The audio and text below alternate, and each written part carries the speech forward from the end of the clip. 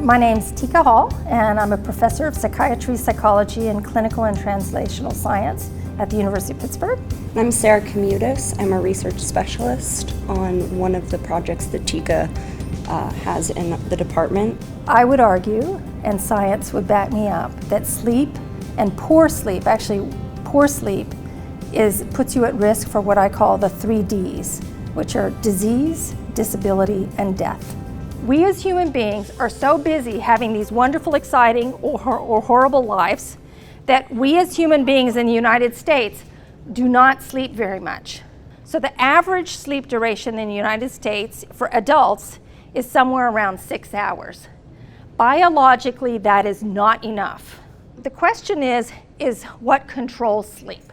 The longer you're awake, the more likely you are to fall asleep.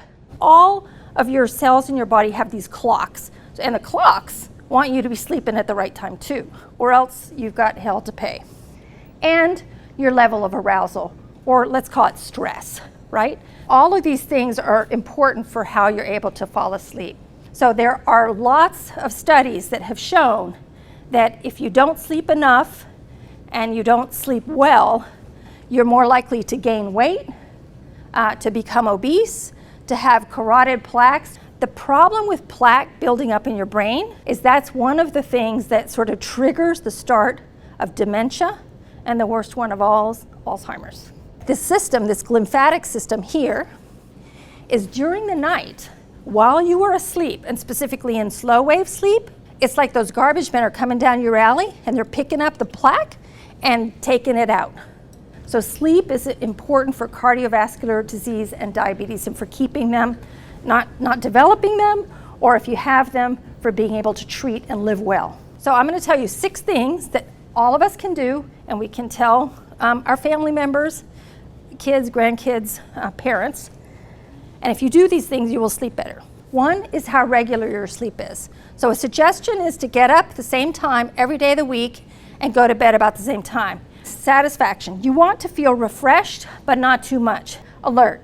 You want to get enough sleep at night so you're alert during the day. So sleep is best in the middle of the night. Remember how I talked about shift work? Men and women who work shifts, when they're sleeping, don't sleep as well as people who sleep at night. The less time you're in bed, the less you'll be awake in bed.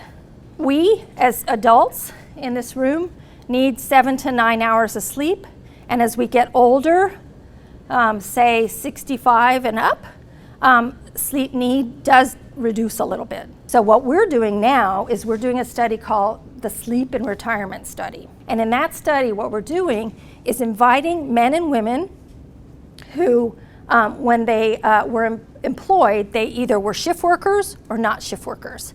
And we're bringing them in to our research center to study their sleep. We're studying their sleep system, we're studying their circadian clocks. We want those planes to fly at night. We want somebody to deliver Cheerios or whatever. For anyone who might want some more information about studies that we have going on in our department or sleep information generally, they can contact 412-246-5015. Or you can email sir@upmc.edu. That's sir@upmc.edu. And we'll write back.